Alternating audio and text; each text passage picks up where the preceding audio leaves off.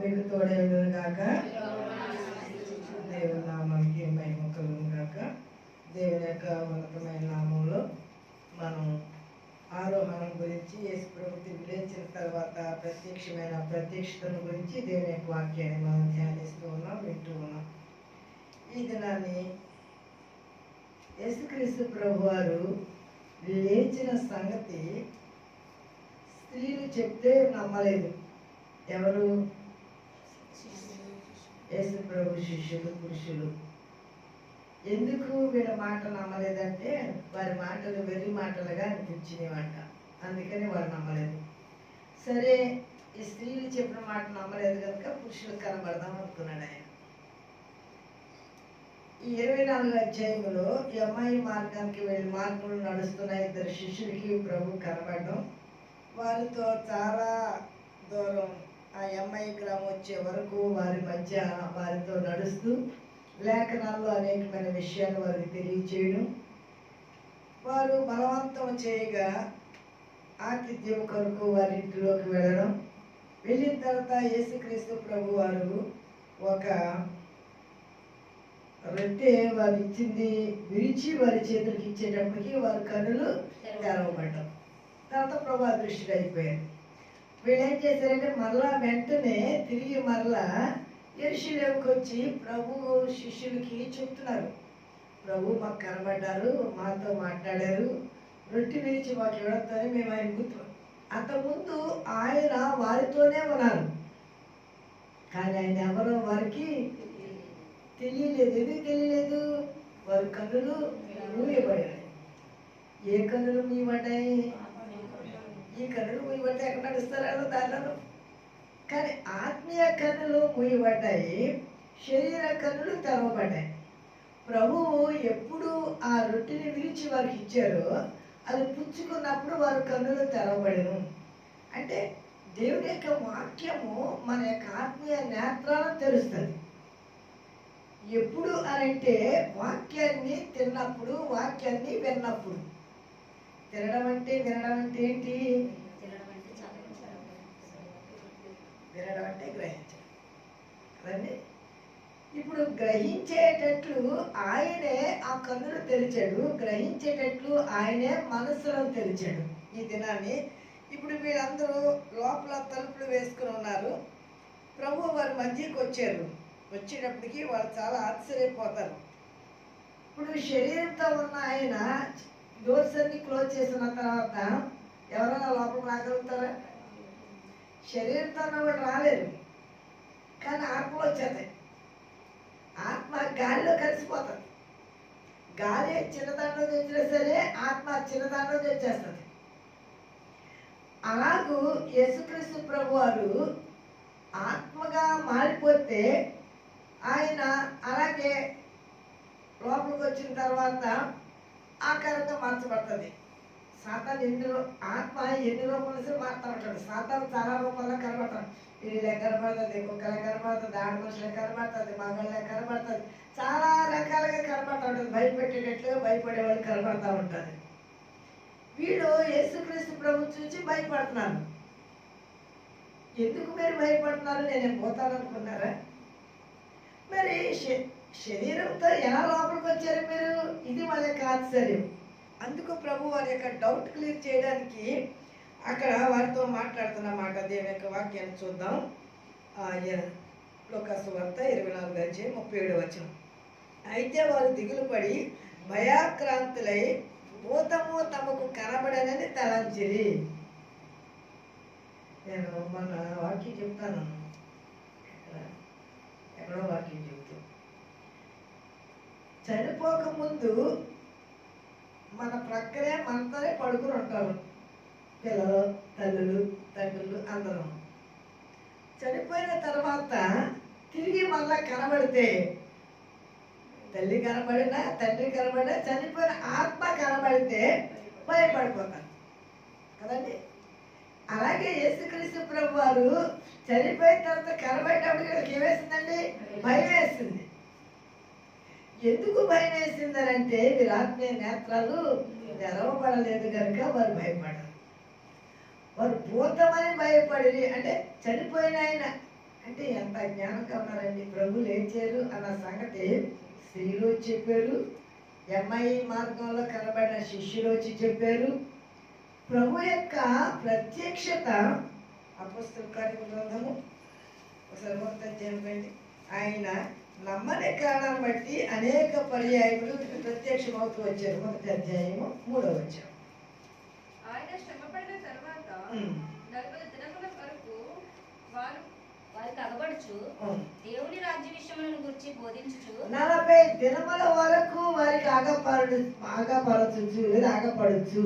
దేవుని రాజ్య విషయములను గురించి బోధించు. ఎన్ని దినాలు కనబడారంటే 40 దినాల వరకు.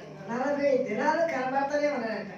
ఎందుకు 40 దినాల వరకు కనబడతా ఉన్నారండి? ఆయన యేసుప్రభు లేచారన్న సంగతి ఇంకా నమ్మటం లేదు, ఇంకా గ్రహించడం లేదు.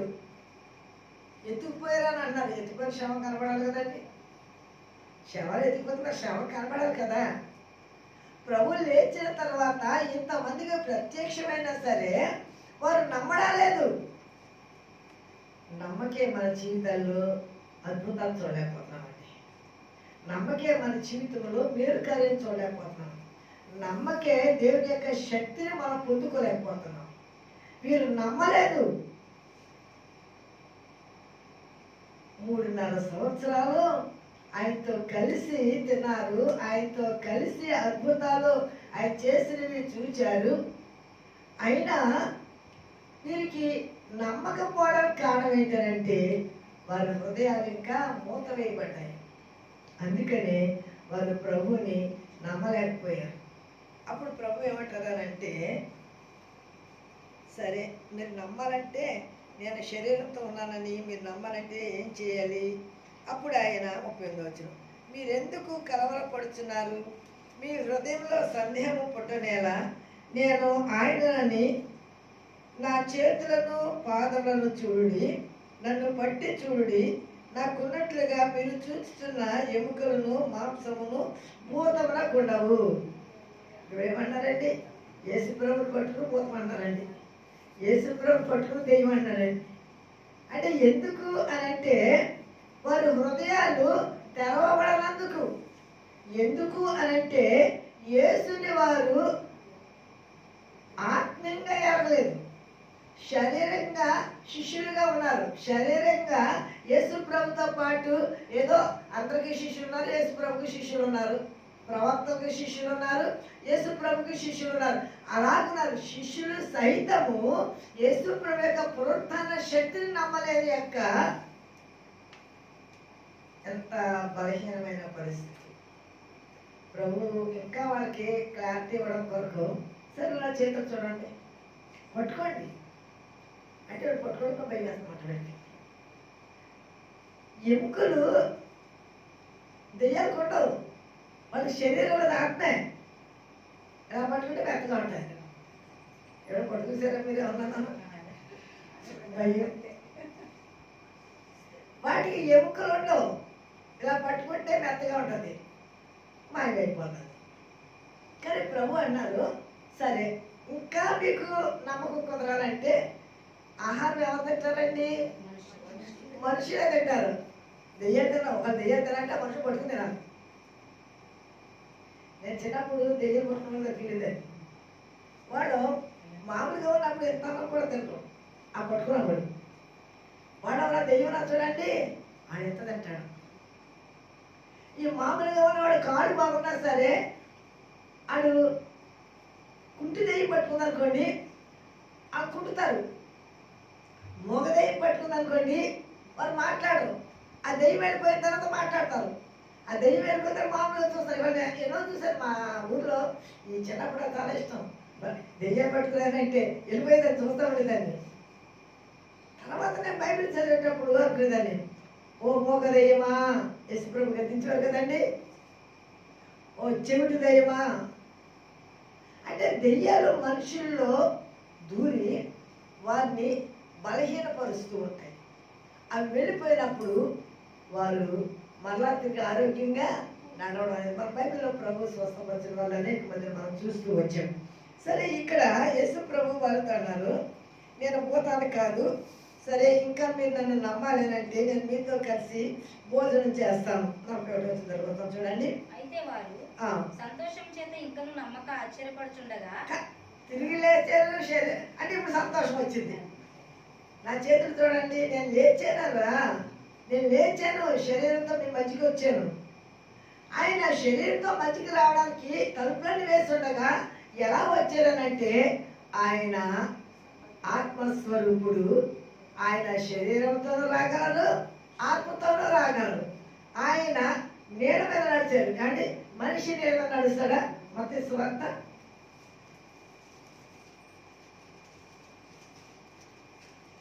14వ అధ్యాయం 26వ వచనం చూడండి. ఆయన సముద్రం మీద నడుచుట ఆ. శిష్యులు చూసి తొందరపడి భూతమని ఇదండి. చెప్పి భయము చేత కేకలు వేసి నేల మీద నడిచేటప్పుడు కూడా యేసుప్రభు చూసి ఏమన్నారండి? భూతం అని చెప్పి కేకలు. ఎందుకంటే మనిషి నేల మీద నడలేడు. భూతమైతే దానికి శరీరం లేదు కనుక, ఎముకలు లేవు కనుక, తేలిక ఉండదు కనుక, ఆకారం కనుక నడుస్తుంది. అందుకని భూతం అనుకుని వారు కేకలు వేస్తా ఉంటే ప్రభు అన్నారు, వెంటనే యేసు ధైర్యము తెచ్చుకున్నాడు. ధైర్యం తెచ్చుకోండి. నేనే భయపడకూడని వారితో చెప్పగా అంటే ఆయన వారికి అలాగూ అన్ని పర్యాయములు ప్రత్యక్షతను కనపరుస్తూ ఉన్నా వారు ఆయన్ని గ్రహించలేని వారుగా ఉన్నారు. ఎందుకు అనంటే వారు హృదయాలు తెరవబడలేదు కనుక. 44వ వచనంలో అంతటా ఆయన మోషే ధర్మశాస్త్రంలోను ప్రవక్తల గ్రంథంలోను కీర్తనలోను నన్ను గూర్చి వ్రాయబడినవన్నీ నెరవేరవలనని నేను మీ యొద్ద ఉండినప్పుడు ఆ. మీతో చెప్పిన మాటలు నెరవేరినవి వారితో చెప్పాను. లేఖనము గ్రహించినట్లుగా ఆయన వారి మనస్సును తెరిచిన. దేవుని మహిమ కలుగాక. హల్లెలూయా. అప్పటిదాకా వాళ్ళు ఏం గ్రహించలేదండి? లేఖనాన్ని గ్రహించలేదు. యేసు ప్రభు ఈ అమ్మాయి మార్గంలో ఉన్న వాళ్ళు కూడా తన గురించి మోషే మిగిలిన ప్రవక్తలు ఏమేమి రాశారో వాటన్నిటిని వారికి వివరిస్తూ ఉన్నారు. ప్రయాణం అంతట్లో వివరిస్తూ ఉన్నారు. ఆయన మనతో మాట్లాడుతుండగా మన హృదయాలు మనలో మండలేదా అని అంటారు. వివరిస్తూ వచ్చారు. ఎప్పుడు గ్రహించారనంటే మనం ఈ 24వ అధ్యాయము 30-31 వచనం చదువుతాం చూడండి. ఆయన వారితో కూడా భోజనం కూర్చున్నప్పుడు ఒక రొట్టె పట్టుకొని స్తోత్రం చేసి విరిచి వారిని పంచగా వారి కన్నులు తెరవబడి ఆయనను గుర్తుపట్టింది. అంతటా ఆయన వారికి అదృశ్యుడాయను. ఎప్పుడండి ఆ విరవబడిన రొట్టె వారు పుచ్చుకున్నప్పుడు వారి కన్నులు తెరవబడ్డాయి. అప్పుడు గుర్తుపట్టారు. ఇప్పుడు క్రీస్తు ప్రభుని చాలా మంది ఆయన ఎవరో ఏంటో గ్రహించలేని స్థితిలో ఉండడానికి కారణం ఏంటంటే ఆత్మీయ నేత్రాలు మూయబడి ఉన్నవి కనుక, ఆత్మీయ నేత్రాలు తెరవబడలేదు కనుక, హృదయము తెరవబడలేదు కనుక దేవుని యొక్క వాక్యము గ్రహించలేకపోతున్నారు. చాలా మంది దినాల్లో యేసుక్రీస్తు ప్రభుని గురించి ఏం తెలుసుకున్నారనంటే అద్భుతాలు చేసే యేసు ప్రభు, అవసరత తీర్చే యేసు ప్రభు, సమస్యలు పరిష్కరించే యేసు ప్రభు, ఏదన్నా లేనిది అడిగితే ఇచ్చే ఎంతవరకే. కానీ ఇవి కాదు శాశ్వతమైనవి, ఇవి కాదు శ్రేష్టమైనవి, ఇవి కాదు. వీటన్నిటికంటే శ్రేష్టమైనది ఏంటి అంటే పరలోకం. పరలోకము మనకి ఇవ్వడం కొరకే మనం పరలోకంలో కోల్పోతున్నాము కనుక పరిశుద్ధుడైన ప్రభువు శరీరధారిగా భూమి మీదకి వచ్చి మన కొరకు ఆయన సిలువేయబడి చనిపోయి సమాధి చేయబడి తిరిగి లేచి వారు కనబడుతున్నారు. అంటే తిరిగి లేచిన తర్వాత సువార్త ప్రకటిస్తున్నాడు. తిరిగి లేచిన తర్వాత ఎవరిని బలపరుస్తున్నారు? ఆయన శిష్యుని ఎందుకంటే మీరు బలపడి అనేక మందిని బలపరచాలి. మీరే బలపడకపోతే ఇంకా ఎవరు బలపడతారు? ఇన్ని సంవత్సరాలు నాతో ఉన్నారు, ఇన్ని అద్భుతాలు చూశారు, అయినా నన్ను మీరు గుర్తుపట్టడం లేదు, అయినా నేను ఎవరో మీరు గ్రహించలేకపోతున్నారు. ఎందుకంటే కన్నులు మూయబడ్డాయి, ఎందుకంటే హృదయం మూయబడ్డది, ఎందుకంటే వారు క్రీస్తుని స్వరక్షణుగా అంగీకరించలేని కారణాన్ని బట్టి వారి జీవితంలో సరైన మార్పు రాలా, సరైన మారు మనసు రాలా, సరైన పశ్చాత్తాపం రాలా, సరైన భక్తి రాలా. చేశారు. మనకు కూడా చాలా సంవత్సరాలు బట్టి యేసు ప్రభువుని నమ్ముకున్నాం. మనం కూడా చాలా ప్రయాణంలోనే ఉన్నాం. కానీ ప్రభువుని గురించి ఎవరన్నా ఏమైనా అడిగితే మన సాక్ష్యం ఏమైంది? ఆయన ప్రత్యక్షతలో మనం ఏమైనా ఆయన ప్రత్యక్షతని మనం అనుభవించామా? లేదంటే ఇంకా మన కనులు మూయబడి. పౌలు చాలా భక్తి గలవాడు, ధర్మశాస్త్రం అంతా ఎరిగినవాడు. అయినా యేసు ప్రభు ఎవరో తను గ్రహించి కూడా తన కన్నులు మూయబడ్డాయి కనుక క్రీస్తుని గురించి అతడు అంగీకరించకుండా ద్వేషించడం మొదలుపెట్టాడు. అంగీకరించిన వాళ్ళని హింసించడం మొదలుపెట్టాడు. అపోస్తలుల కార్యముల గ్రంథము 9వ అధ్యాయము 17-18 వచనం చూద్దాం. అననీయ వెళ్ళి ఆ. ఆ ఇంట ప్రవేశించి అతని మీద ఒక చేతులు నిమిషం. ఈ దమస్కు మార్గంలో గుర్రం ఎక్కి వెళ్తున్నాడు. తనతో పాటు ఎదుగుతాను రోమన్ గవర్నమెంట్లో ఒక గొప్ప ఉద్యోగి. తను చాలా జ్ఞానం గలవాడు, ధనవంతుడు, విద్యావంతుడు. తనకి చాలా పలుకుబడి ఉంది. మతపరమైన పలుకుబడి ఉన్నది, ఉద్యోగపరమైన పలుకుబడి ఉన్నది. వీటిని ఆధారం చేసుకుని అతడు యేసు మార్గంలో ఉన్నవారిని బట్టి బంధించి శిరసాలలో వేయడానికి అధికార పత్రాలు తీసుకుని వెళుతూ ఉండగా దమస్కు మార్గంలో ఇంకా దమస్కు పట్టణంలోకి వెళ్తాడు. ఆ గేట్ దగ్గరికి వచ్చేటప్పటికి ఓ పెద్ద కాంతి. ఆ కాంతి కనబడతోనే కళ్ళు యొక్క దృష్టిని కోల్పోయాడు. ఏ దృష్టిని? ఈ కళ్ళ దృష్టినే కోల్పోయాడు. ఆత్మీయ దృష్టి అంతా అలాగొచ్చండి. స్వరాన్ని వింటున్నాడు. సౌలా సౌలా నన్ను ఎలా హింసిస్తున్నావు? నువ్వెవరు ప్రభు అంటే నువ్వు హింసిస్తున్నా క్రీస్తుని. తర్వాత పక్కన వాళ్ళు పట్టుకుని దమస్కు పట్టణంలో తీసుకువెళ్ళిన తర్వాత ప్రార్థన చేస్తున్నాడు. నేను అసలు ఎందుకు నేను ఏం చేద్దామని బయలుదేరి వచ్చాను? జరిగిందేంటి? ఈయన నిజముగానే దేవుడే ఉంటాడు, ఈయన నిజముగానే శక్తివంతుడు అని ఆలోచన చేస్తున్నాడు. పశ్చాత్తాపడుతున్నాడు. అననీయ అని ఆయన ఉన్నాడు ఆ ఊళ్ళో, ఒక భక్తుడు. ఆయన దగ్గరికి వెళ్ళి అననీయ సౌలు దగ్గరికి వెళ్ళి ప్రార్థన చేయన్నాడు. ఏంటి ప్రభువా, వాడు ఎంత దుర్మార్గుడు, ఎంతమందిని హింసించి చంపిస్తున్నాడు. ఇక్కడ కూడా దాక్కున్న వాడిని తీసుకెళ్ళడానికి వాడు కంకణం కట్టుకుని వస్తా ఉంటే వాడి దగ్గరికి వెళ్ళి నన్ను ప్రార్థన చేయమంటున్నావా? అననీయ అతడు నా కొరకు అనేకమైన శ్రమలను అనుభవించడానికి, నిందలను భరించడానికి, రాజుల ముందు నిలబడి సాక్ష్యం ఇవ్వడానికి నేను ఏర్పరచుకున్న సాధనము. హల్లెలూయా. ఎవరు వ్యతిరేకంగా ఉంటారు, ఎవరు తిరుగుబాటు వారుగా ఉంటారు, ఎవరు దోషకంగా ఉంటారు, దేవుడు వాళ్ళు పట్టుకుంటాడు. అతను నేను సాధనముగా వాడుకోబోతున్నాను. అప్పుడు వచ్చి అన్నయ్య ఇప్పుడు చదవమ్మా.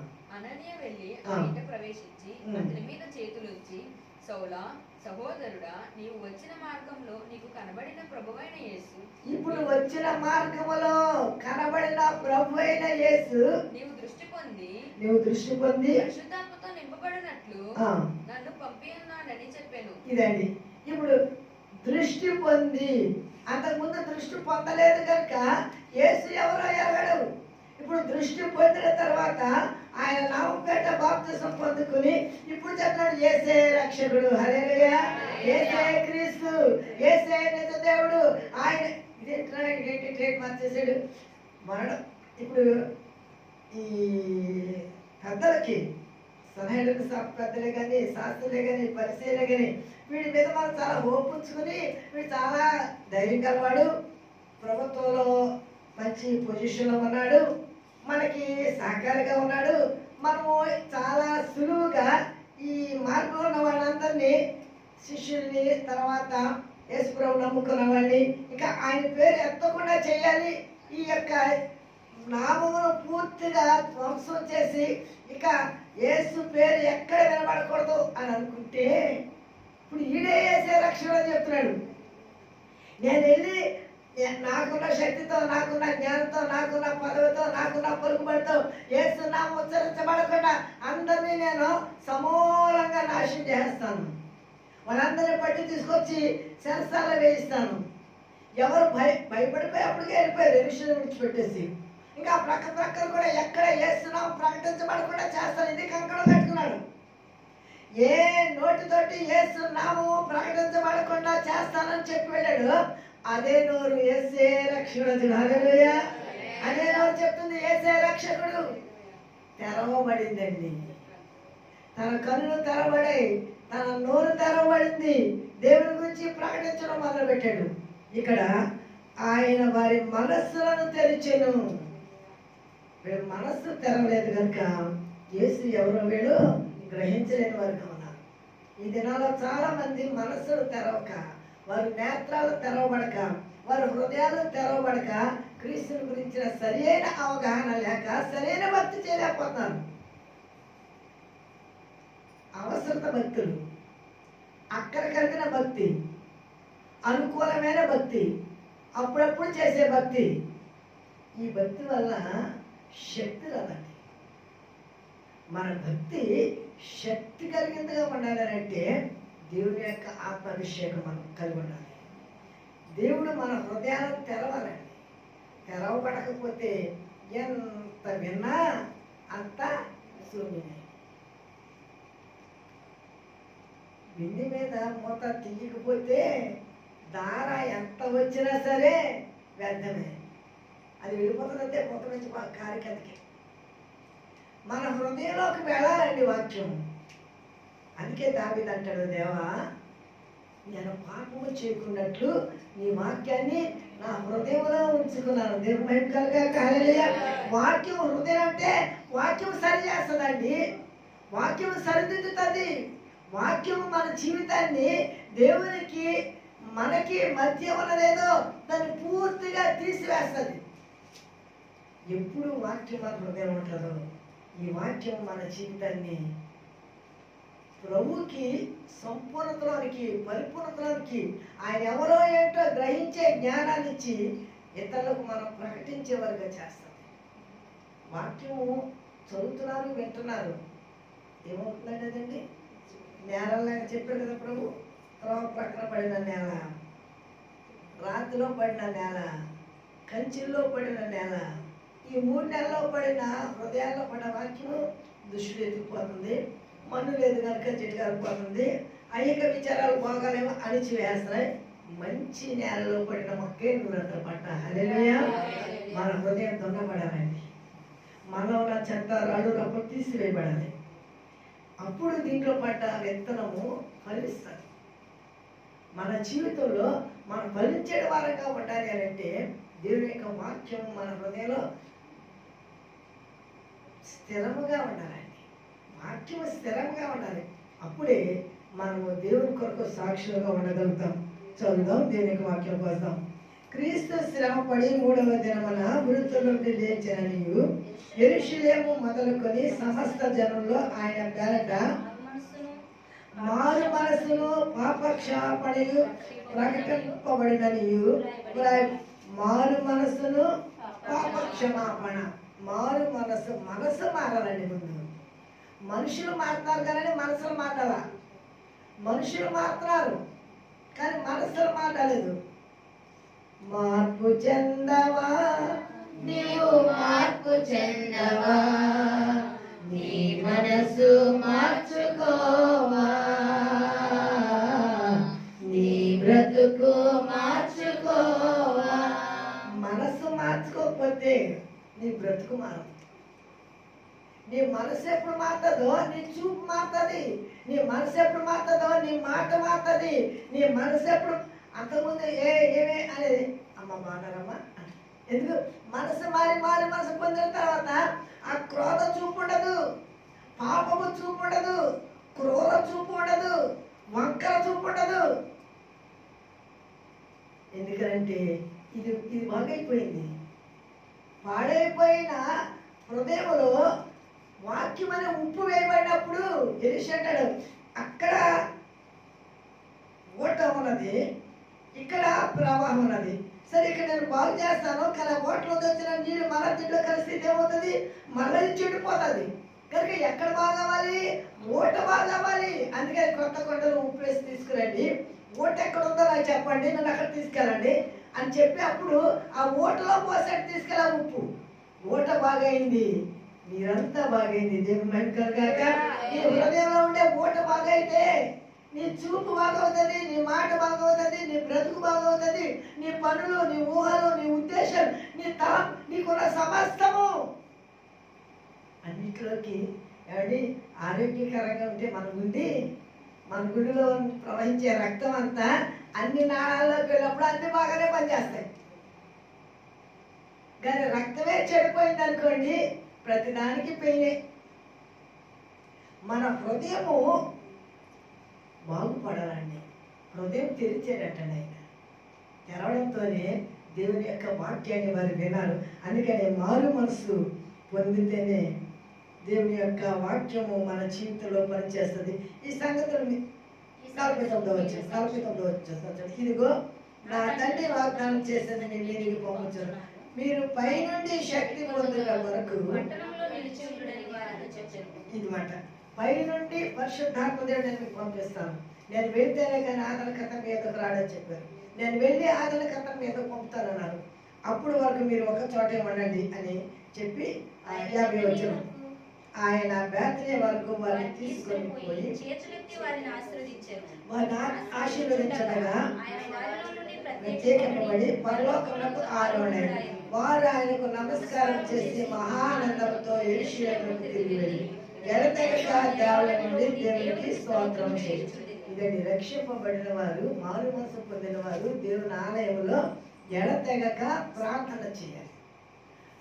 మన యొక్క భక్తి తెగిపోకూడదండి. అపొస్తలుల కార్యక్రమంలో 2వ అధ్యాయంలో పేతురు గారు ఒక చక్కటి ప్రసంగం చేస్తాడు. ఆ ప్రసంగంలో లాస్ట్లో చెప్పే మాట నేను ఎప్పుడు చెప్తూ ఉంటాను మీకు. 40వ వచనం బాప్తిసం పొందిన వారికి ప్రభు చెప్తున్న మాట. ఇంకా అనేక విధమైన మాటలతో సాక్ష్యం ఇచ్చి, మీరు మూర్ఖులైన ఈ తరం వారికి వేరే రక్షణ పొందడు. నెంబర్ 1 రక్షణ పొందాడు, బాప్తిసం పొందారు, రక్షణ పొందేది వాళ్ళు. కాబట్టి ఆయన వాక్యం అంగీకరించిన వారు బాప్తిసం పొందిరి. ఆదిమ మంది ఇంచుమించు 3000 మంది చేర్చబడి వీరు అపోస్తల బోధ యందును, అంటే దేవుని చేత పిలువబడేవారు, రక్షించబడేవారు చెప్పే వాక్యం మన హృదయాన్ని సరి చేస్తున్నారు. అపోస్తల బోధ యందును, సహవాసమందును, రొట్టె విరుచుట యందును, ప్రార్థన చేయుట యందును ఈ అనుభవం ఉండాలండి. సహవాసం, బాప్తిసం పొందాలి, నువ్వు సహవాసంలో ఉండాలి. తర్వాత రొట్టె విరుచుట ఆరాధనకి వెళ్ళాలి కదండి. అపోస్తల బోధ యందును, సహవాసమందును, రొట్టె విరుచుట యందును, ప్రార్థన చేయడం. ఎవరో బాప్తిసం పొందిన వాళ్ళు ఈ 4 కలిగి ఉంటారండి. ఈ బాప్తిసం పొందిన వాళ్ళు ఈ అనుభవాలు కలిగి ఉంటే వాళ్ళు స్థిరంగా ఉంటారు, కదలకుండా ఉంటారు. ఈ అనుభవాలు లేకపోతే మన ఆత్మీయ జీవితము నిలకడగా ఉండదు, స్థిరంగా ఉండదు. కనుక మనం స్థిరంగా ఉండాలి అంటే మన కన్నులు తెరవబడాలి, మన హృదయం తెరవబడాలి, ఈ మూట బాగుపడాలి. అప్పుడు మన బ్రతికంతా మార్చబడుతుంది, దేవునికి భయంకరంగా ఉంటాం. మనం ఉండడానికి దేవుడు తన కృపా సహాయం మనకు అందరికీ అనుగ్రహించదు కాక. ఆమేన్. పరిశుద్ధుడైన మా దేవ, ప్రేమ గల మా తండ్రి, ప్రభు వ్యక్తపడిన కొన్ని మాటలు బిడ్డల హృదయాల్లో నీరు కట్టి ఫలింపచేయండి. మా జీవితాలు ఇంకా ప్రభు ముయ్యబడిన మా హృదయాలు, ముయ్యబడిన మా కనులు, ముయ్యబడిన ప్రభా మా జీవితము తెరవబడుటకు నీ సన్నిధికి మేము వచ్చి ఉన్నాం. ప్రభా మా హృదయాలు తెరవండి, లేఖనాలను గ్రహించడానికి మా హృదయాలు తెరవండి, వాక్యాన్ని గ్రహించడానికి మా హృదయాలు తెరవండి, మిమ్మల్ని చూడడానికి మా ఆత్మీయ కన్నులు తెరవండి, మీ స్వరాన్ని వినడానికి మా చెవులు తెరవండి. ప్రభా అయ్యా, ఇంకా మూత వేయబడిన వారుగా ఉంటే అయ్యా, వాక్యం అంతా నిష్ప్రయోజనమే, మా భక్తి అంతా నిష్ప్రయోజనమే, మా విశ్వాసం అంతా నిష్ప్రయోజనమే. నిష్ప్రయోజనమైన భక్తి కాదు ప్రభా. మా భక్తి మాకు ప్రయోజనకరంగా ఉండాలి, మా భక్తి మాకు దీవెనకరంగా ఉండాలి, మా భక్తి మాకు మేలుకరంగా ఉండాలి. ప్రభు నీ కృపలో మమ్మలను, ఈ వాక్యం వింటున్న బిడ్డలను మీరు దీవించి ఆశీర్వదించమని యేసు పరిశుద్ధ నామములో మిక్కిలి వినయంతో వేడుకొంచున్నాను తండ్రి. ఆమేన్.